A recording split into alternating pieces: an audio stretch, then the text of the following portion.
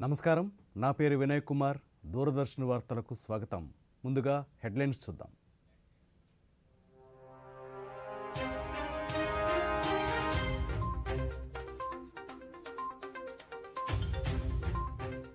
రెండు 2023లో దేశం అద్భుత విజయాలు సాధించిందన్న ప్రధానమంత్రి.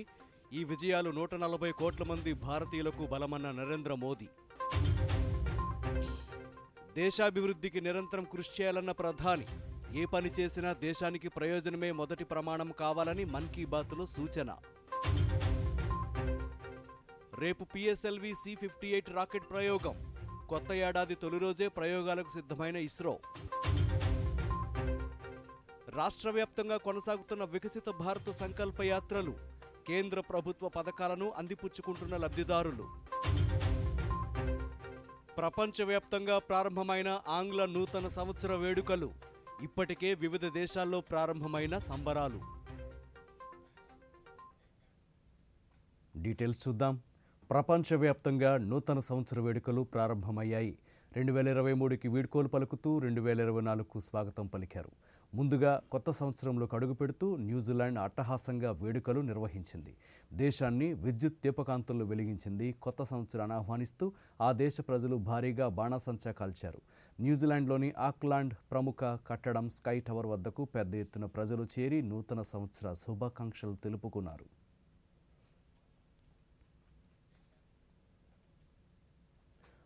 ప్రధానమంత్రి నరేంద్ర మోదీ తన మనసులోని భావాలను దేశ ప్రజలతో పంచుకునే మన్ కీ బాత్ కార్యక్రమం 108వ సంచికలో పలు అంశాలను ప్రస్తావించారు.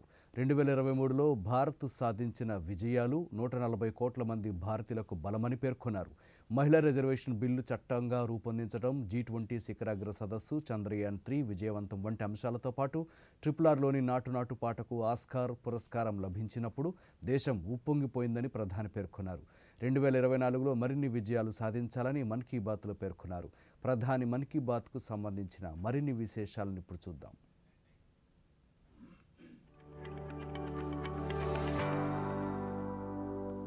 ప్రధానమంత్రి నరేంద్ర మోదీ తన మనసులోని భావాలను దేశ ప్రజలతో పంచుకునే మన్ కీ బాత్ కార్యక్రమంలో ఈరోజు అనేక అంశాలను ప్రస్తావించారు.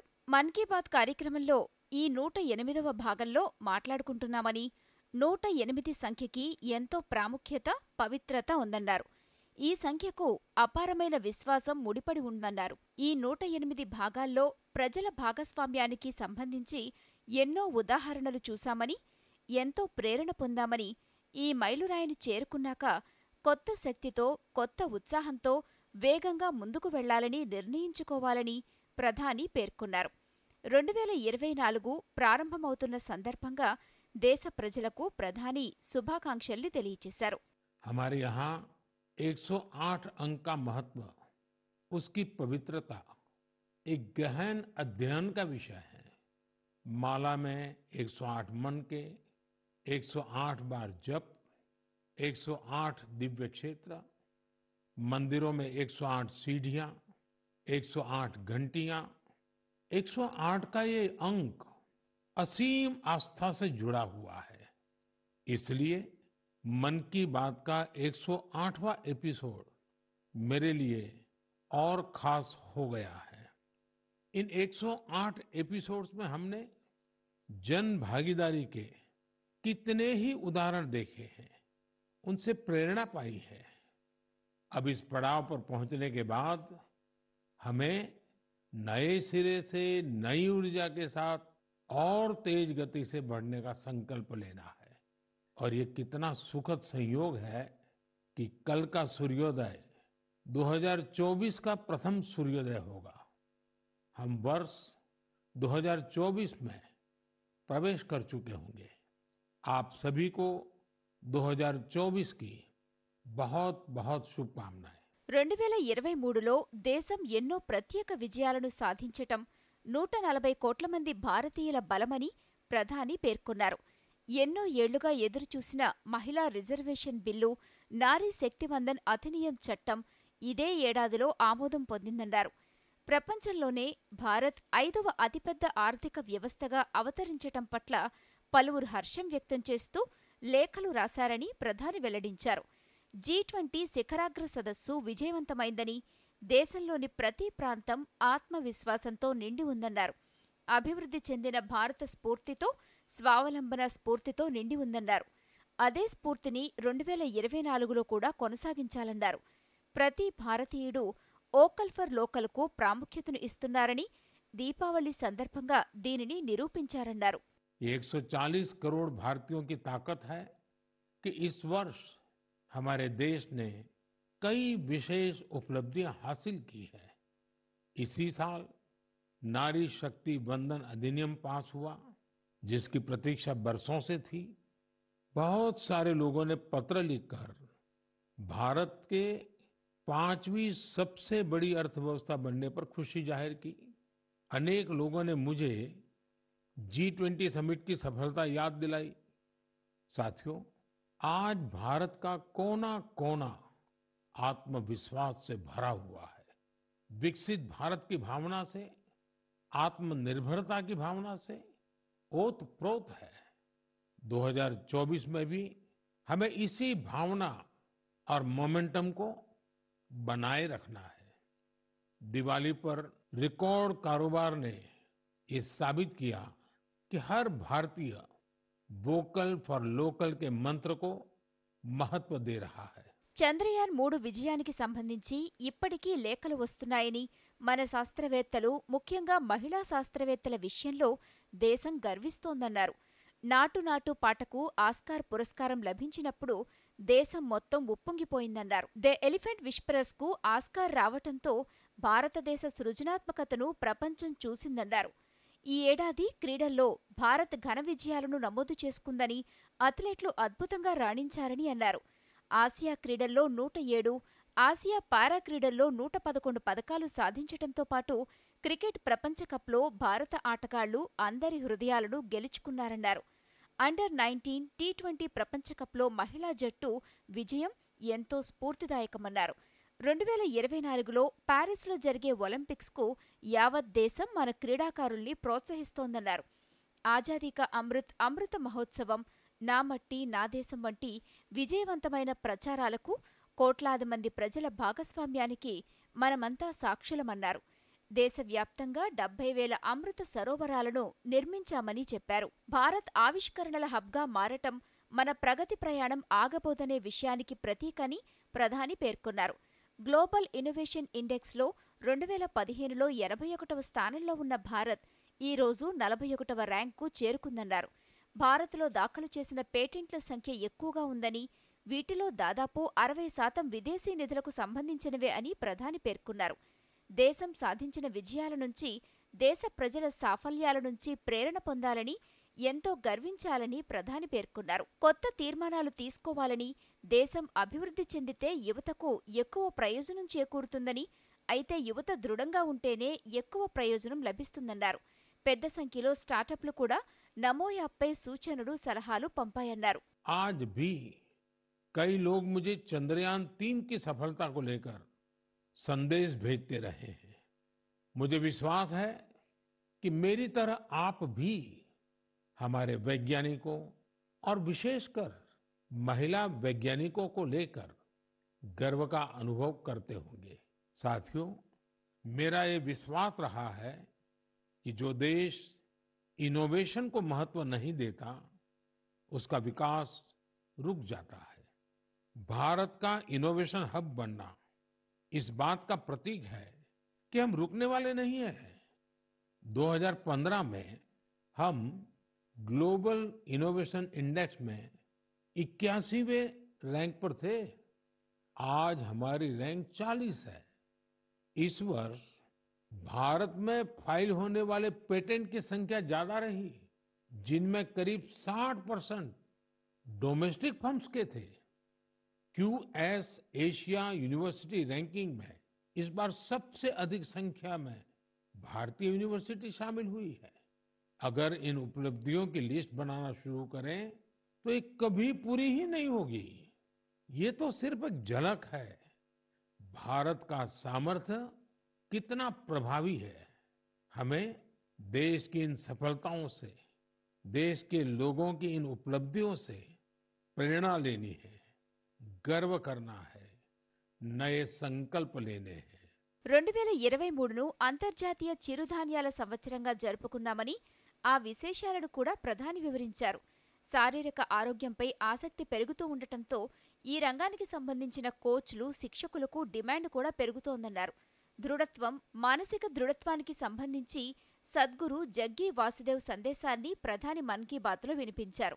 ఇదే సమయంలో దృఢత్వానికి సంబంధించి క్రికెట్ క్రీడాకారిణి హర్మన్ ప్రీత్ కౌర్, గ్రాండ్ మాస్టర్ విశ్వనాథన్ ఆనంద్, అక్షయ్ కుమార్, రిషబ్ మల్హోత్రా వంటి వారి అభిప్రాయాలను ప్రధాని మన్ కీ బాత్లో వినిపించారు.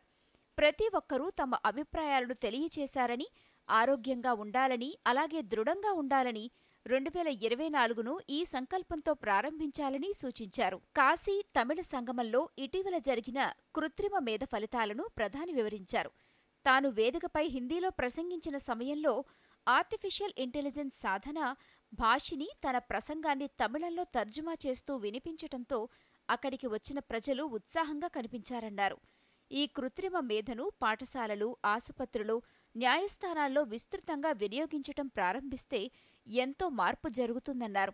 మారుతున్న కాలంలో మన భాషలను కాపాడుకోవటంతో పాటు వాటిని ప్రచారం చేసుకోవాలన్నారు. జనవరి 3వ తేదీన సావిత్రిబాయి పూలే, రాణి వేలు నాచియార్ జయంతి జరుపుకుంటున్నామని పేర్కొంటూ వారు మహిళల ప్రగతికి ఎలాంటి కృషి చేశారో ప్రధాని వివరించారు. అలాగే గుజరాత్లోని డాయారా సంప్రదాయ విశేషాలను వివరించారు. అయోధ్యలో రామమందిరం విషయంలో దేశవ్యాప్తంగా ఆసక్తి, ఉత్సాహం ఉన్నాయని, ప్రజలు వారి భావాలను రకరకాలుగా వ్యక్తం చేస్తున్నారని ప్రధాని పేర్కొన్నారు. శ్రీరాముడు అయోధ్యకు సంబంధించి అనేక కొత్త పాటలు, భజనలు స్వరపరచడం చూశామని, చాలామంది కవితలు కూడా రాస్తున్నారని పేర్కొంటూ తన సోషల్ మీడియాలో కొన్ని పాటలు, భజనల్ని కూడా పొందుపరిచినట్లు చెప్పారు. ఈ చారిత్రక ఘట్టంలో కళారంగం తనదైన ప్రత్యేక శైలిలో భాగస్వామ్యమవుతోందని, అలాంటి రచనల్ని మనందరం ఉమ్మడి హ్యాష్ట్యాగ్తో పంచుకోవాలని కోరారు. హ్యాష్ట్యాగ్ శ్రీరామ్ భజన అనే హ్యాష్ట్యాగ్తో సోషల్ మీడియాలో రచనలు పంచుకోవాలని కోరారు. 2024కు కొన్ని గంటలు మాత్రమే సమయం ఉందని, భారత్ సాధించిన విజయాలు ప్రతి భారతీయుడి విజయమన్నారు.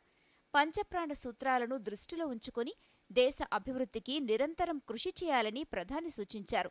ఏ పని చేసినా, ఏ నిర్ణయం తీసుకున్నా దానివల్ల దేశానికి లభించే ప్రయోజనమే తన మొదటి ప్రమాణం కావాలని, దేశానికి మొదటి ప్రాధాన్యమని, ఇంతకు మించిన గొప్ప మంత్రం లేదన్నారు.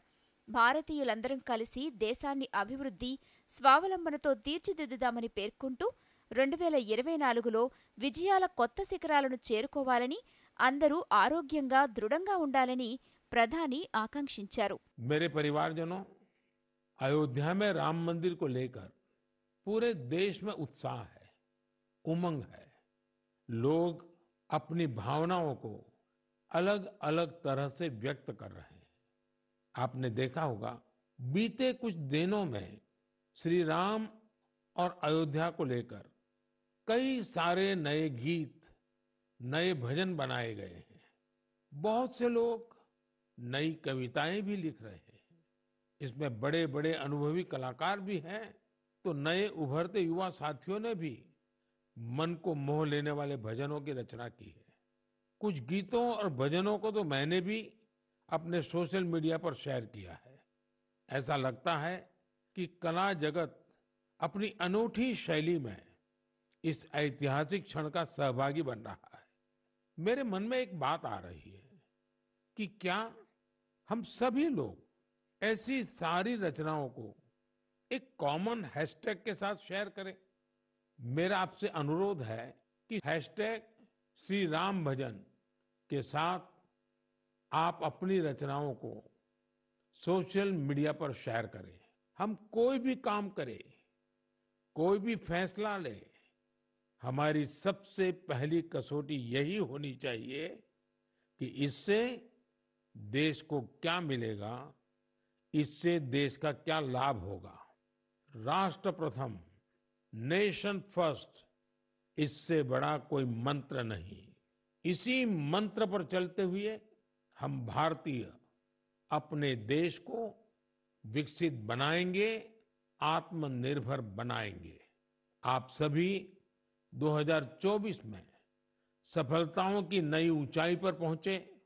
आप सभी स्वस्थ रहें, फिट रहें, खूब आनंद से रहें, मेरी यही प्रार्थना है। 2024 में हम फिर एक बार देश के लोगों की नई उपलब्धियों पर चर्चा करेंगे। बहुत बहुत धन्यवाद।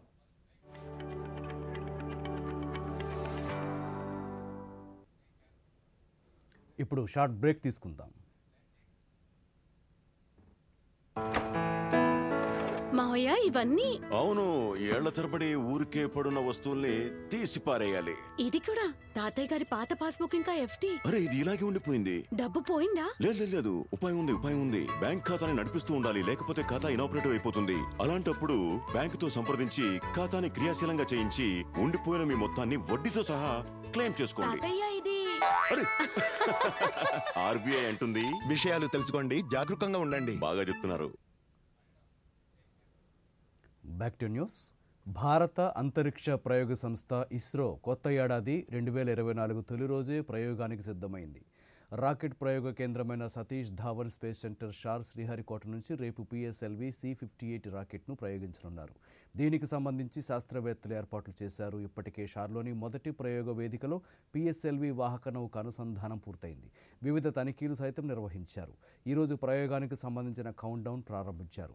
ఇది నిరంతరాయంగా 25 గంటల పాటు కొనసాగాక పిఎస్ఎల్వి వాహక నౌక సోమవారం ఉదయం 9 గంటల 10 నిమిషాలకు నింగిలోకి దూసుకెళ్లనుంది. పిఎస్ఎల్వి C-58 వాహక నౌక స్వదేశీ పరిజ్ఞానంతో రూపొందించిన 480 కిలోల ఎక్స్పోసాట్ ఉపగ్రహాన్ని మోసుకెళ్లనుంది. వాహక నౌక ద్వారా PS4లో ఇది 5 పేలోడ్స్ను పంపుతున్నారు. కాగా ఎక్స్పోసాట్ ఉపగ్రహం జీవితకాలం 5 ఏళ్లు. ఎక్స్ కిరణాలను అధ్యయనం చేయడానికి ఈ ఉపగ్రహాన్ని పంపుతున్నట్టు శాస్త్రవేత్తలు పేర్కొన్నారు. నిన్న అయోధ్య నుంచి ప్రధానమంత్రి నరేంద్ర మోదీ ప్రారంభించిన అమృత్ భారత్ రైలు ఈరోజు విశాఖకు చేరుకుంది. విశాఖ రైల్వే స్టేషన్లో బీజేపీ రాజ్యసభ సభ్యులు జీవీఎల్ నరసింహారావు, రైల్వే అధికారులు, విద్యార్థులు రైలుకు ఘనంగా స్వాగతం పలికారు. సామాన్య రైల్వే ప్రయాణికులకు సేవలందించేందుకు ప్రవేశపెట్టిన ఈ రైల్లో విశాఖకు చెందిన పాఠశాల విద్యార్థులు ఉచితంగా ప్రయాణించారు. ఈ సందర్భంగా Waltair railway division DRM Sourav Prasad మాట్లాడుతూ పశ్చిమ బెంగాల్, బెంగళూరు మధ్య ప్రయాణించే ఈ రైలు ఆంధ్రప్రదేశ్లో 14 స్టేషన్లలో ఆగుతుందన్నారు. రాజ్యసభ సభ్యులు జీవీఎల్ నరసింహారావు మాట్లాడుతూ రైల్వే ప్రయాణికుల సౌకర్యార్థం రైల్వే రంగంలో విప్లవాత్మక మార్పులు ప్రధాని తీసుకొస్తున్నారన్నారు. For the normal general class passengers, this train is a non-air conditioned train. It is meant for the common masses, and we have 12 coaches which are the reserved sleeper classes, as well as we have 8 coaches which are the general coaches. The general coaches that you would have seen earlier are coaches which do not have cushions on both the luggage rack portion as well as the normal berth portion. There are snack tables, there are mobile chargers which are available on the train. The toilets, if you see, they are modern toilets with better flushing system, wash basins. Also the general coaches have vestibules. That means one can go from one general coach to the other. ప్రజలకు, విశాఖ వాసులకు ప్రధాని నరేంద్ర మోదీ గారు ఇచ్చినటువంటి మరొక కానుక ఈ Amrit Bharat express train. అత్యంత పవిత్రమైనటువంటి అయోధ్య నుంచి ప్రధానమంత్రి నరేంద్ర మోదీ గారు ప్రారంభించిన 2 రైళ్లలో, అమృత్ భారత్ రైళ్లలో ఒకటి ఆంధ్రప్రదేశ్ మీదుగా వెళ్తుంది. ఇందులో ఆంధ్రప్రదేశ్, ఇది మాల్దా, పశ్చిమ బెంగాల్లో మాల్దా నుంచి బెంగళూరు వెళ్ళే రైలు. ఇందులో ఒక ఆంధ్రప్రదేశ్లోనే 14 చోట్ల మరి దీనికి స్టాప్ ఏర్పాటు చేయటం జరిగింది. ఈ 14 స్టాప్లో 32 మొత్తం స్టాపులు అయితే అందులో 14 కేవలం ఆంధ్రప్రదేశ్లోనే. సో ఇది అత్యంత సౌకర్యవంతంగా ఆంధ్రప్రదేశ్ ప్రజలకు ఉపయోగపడనుంది. అమృత్ భారత్ యొక్క ప్రత్యేకత ఏంటంటే ఇది సామాన్యులకి, రిజర్వేషన్ లేకుండా ప్రయాణం చేసేవారికి, తక్కువ బడ్జెట్తో తక్కువ ఖర్చుతో ప్రయాణం చేసేవారికి, పేదలకు, మధ్యతరగతి వారికి, వారి కోసం తయారు చేసినటువంటి, వారి కోసం ప్రారంభించినటువంటి luxury train for the poor. వలసలకు పేరుగాంచిన శ్రీకాకుళం జిల్లా వాసులకు అమృత్ భారత్ రైలు సేవలు ఎంతో ఉపయోగపడతాయని ఆంధ్రప్రదేశ్ శాసనసభాపతి తమ్మినేని సీతారాం పేర్కొన్నారు. నిన్న అయోధ్యలో ప్రధానమంత్రి నరేంద్ర మోదీ ప్రారంభించిన అమృత్ భారత్ రైలు శ్రీకాకుళం చేరింది. రైల్వే అధికారులు, ప్రజలు రైలుకు ఘనంగా స్వాగతం పలికారు. రైల్లో ప్రయాణికులతో ముచ్చటించారు. ఈ సందర్భంగా స్పీకర్ మీడియాతో మాట్లాడుతూ అమృత్ భారత్ రైలు సామాన్య ప్రయాణికులకు సైతం సౌకర్యవంతమైన సేవలను అందిస్తుందన్నారు. బీజేపీ జిల్లా అధ్యక్షులు బిర్లంగి ఉమామహేశ్వరరావు మాట్లాడుతూ అన్ని వర్గాల వారికి సేవలందించేందుకు రైల్వే రంగం మెరుగైన వసతులతో సర్వీసులను ఏర్పాటు చేయడం హర్షణీయమన్నారు. ఇవాళ నేను చాలా స్పష్టంగా చెప్తున్నాను, ఇది శుభ పరిణామం. కానీ పేదవాడికి గొప్పవాడికి ఇవాళ డిఫరెన్స్ అన్నటువంటిది ఇంట్రడ్యూసింగ్ ఆఫ్ దిస్ ట్రైన్ కనబడుతుంది. పేదలు ప్రయాణించేదానికైనా, మధ్యతరగతి వాళ్ళు ప్రయాణించేదానికైనా, గొప్ప వాళ్ళకైనా ఏసీ అన్నటువంటిది ఉండాల్సిందే. వాడు అర్హుడుగాడా, ఈ దేశీ పౌరుడుగాడా, నాన్ ఏసీ అన్నటువంటిది పెట్టారు. సంతోషం, మేము సంతోషిస్తూనే దీన్ని మేము అడ్వైస్ చేస్తున్నాం ప్రభుత్వానికి, ఇవి కూడా పెట్టాలి. నమస్కారం. నిన్నను నరేంద్ర మోడీ గారు భారత ప్రధానమంత్రి ఈ వందే అమృత్ భారత్ రైలుని ప్రారంభించడం జరిగింది. ఈరోజు శ్రీకాకుళం రోడ్డు రైల్వే శాఖ ఇక్కడ మనం వందే భారత్ని మనం ఈరోజు ఆహ్వానించడం జరిగింది. నరేంద్ర మోడీ గారు పేదల కోసం ఏదైతే అమృత్ భారత్ అనే ట్రైన్ ఏదైతే ప్రారంభించారో ఆ రైలును మనం ఇక్కడ దాన్ని ఆహ్వానం చెప్పి దానికి స్వాగతం పలకడం జరిగింది.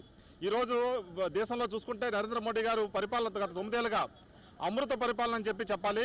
సుపరిపాలనతో, అమృత పరిపాలనతో ఈరోజు రైళ్లు అనేక స్టేషన్లు అభివృద్ధి చేయడమే కాకుండా కోట్లాది రూపాయలు వెచ్చించి అభివృద్ధి చేసి పేద ప్రజలందరికీ కూడా అందుబాటులోకి సమయానికి తీసుకొచ్చినటువంటి రైలు సౌకర్యాన్ని ఈరోజు వందే అమృత్ భారత్ ద్వారా మనం పొందుతున్నామని చెప్పి ధన్యవాదాలు తెలియజేస్తున్నాం.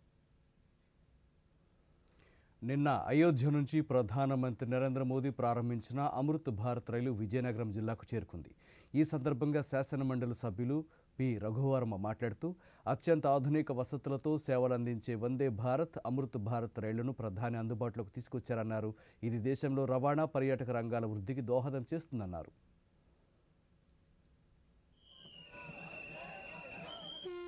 ఏదైనా దేశం అభివృద్ధి చెందాలి అంటే వైద్యము, విద్య, ట్రాన్స్పోర్టేషన్ ఈ 3 కూడా అభివృద్ధి చెందాలి. ఎవరైతే దాని మీద దృష్టి పెడతారో నిజమైనటువంటి దేశభక్తి కలిగిన వాళ్ళు ఆ ప్రభుత్వాలు.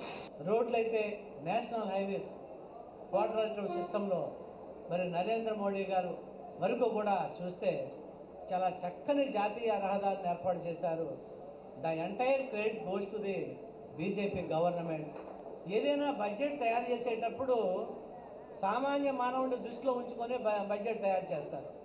మరి రైల్లో ప్రయాణం అయ్యేటప్పుడు హైయర్ క్లాస్కి మిగతా వాళ్ళకి ఎక్కువ బోగీలు పెట్టి మరి ఎక్కువగా ఉన్నటువంటి ప్రయాణం చేస్తున్న పేదవాళ్ళ కోసం ఎందుకు ఎక్కువగా బోగీల్ని పెట్టలేకపోతున్నారు అని చెప్పి ఆలోచించేవాడిని.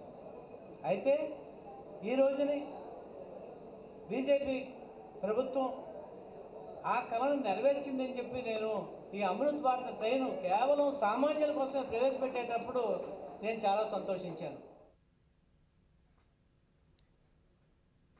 ఎన్టీఆర్ జిల్లా వత్సవాయి మండలం భీమవరం గంగేలి పోచారం గ్రామంలో వికసిత భారత్ సంకల్ప యాత్ర కొనసాగుతోంది. అధికారులు యాత్రలో పాల్గొని ప్రజలకు కేంద్రం అమలు చేస్తున్న పథకాలపై అవగాహన కల్పించారు.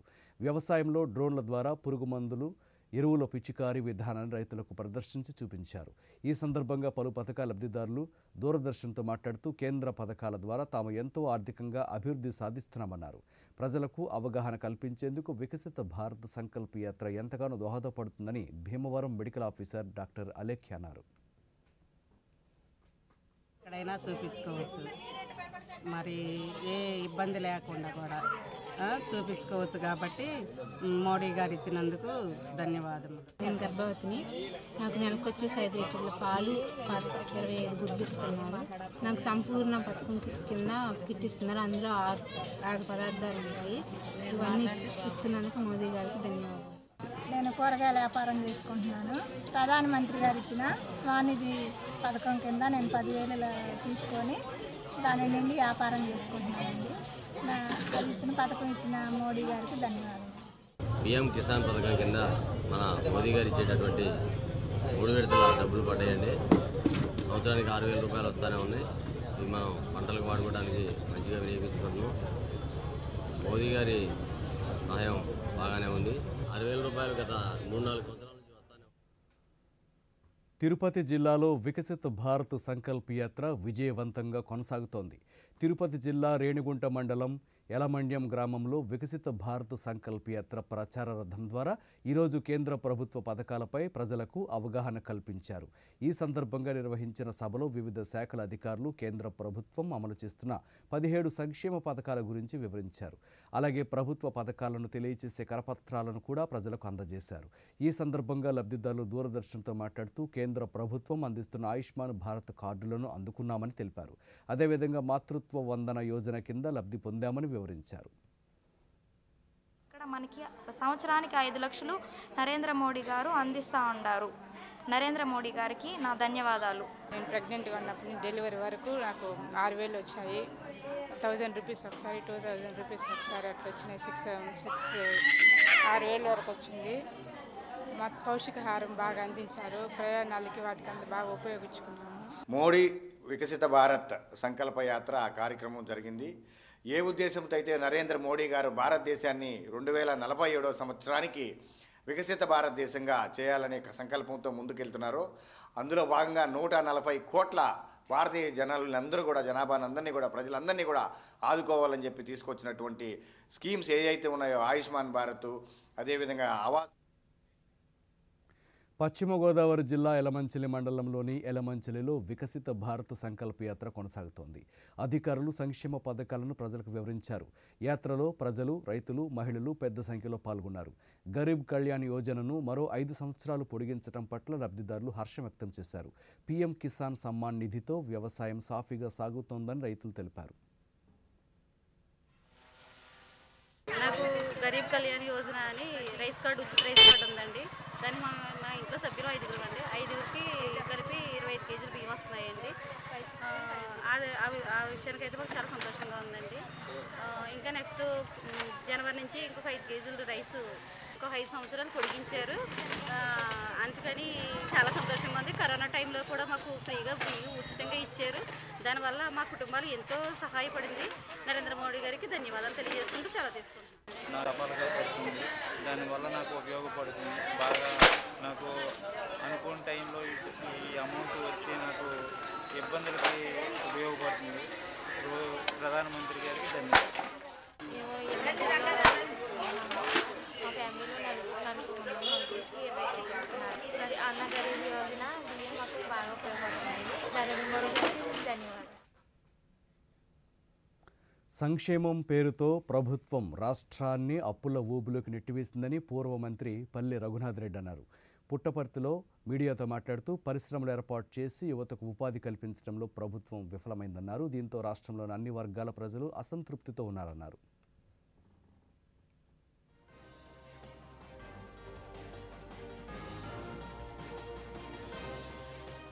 2024 సంవత్సరం ఎప్పుడు వస్తుంది, ఎప్పుడు జగన్మోహన్ రెడ్డి దిగిపోతాడు, ఎప్పుడు మా జీవితాలు బాగుపడతాయి, ఎప్పుడు చంద్రబాబు నాయుడు గారు అధికారంలోకి వస్తాడు అని ఆలోచన చేస్తున్నారు.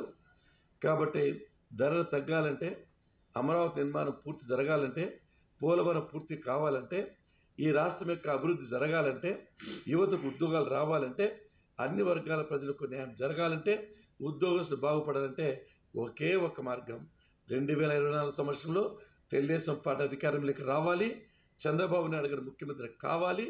ఇదే ఏకైక మార్గం, ఏకైక పరిష్కారం. ఇదే ప్రజలంతా ఆలోచన చేసి అందరికీ నమస్కారం చెప్తున్నాను. మళ్ళా రాదు అవకాశం. ఈసారి జగన్మోహన్ రెడ్డి గారు ఇంటికి పంపించకపోతే మీరు ఉండరు, మేము ఉండము, అందరూ ఊర్లు వదిలిపెట్టవలసిందే. బాగా గుర్తుపెట్టుకోండి. మీరు అక్కడ వాళ్ళు చేసే బెదింపులకు కానీ, వాళ్ళు చేసే బుజ్జగింపులు కానీ 4.5 సంవత్సరం 2023 ముగింపు సందర్భంగా దేశవ్యాప్తంగా జరిగిన ఈ ఏడాదిలో ముఖ్యాంశాలపై దూరదర్శన్ అందిస్తున్న ప్రత్యేక కథనం ఈరోజు రాత్రి 10 గంటలకు ప్రసారమవుతుంది.